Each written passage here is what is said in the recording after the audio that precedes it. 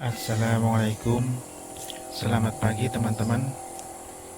Selamat berjumpa lagi. Semoga teman-teman selalu dalam keadaan sehat. Pagi ini saya akan melakukan proses poles Toyota Yaris yang kemarin sudah selesai pengecatan.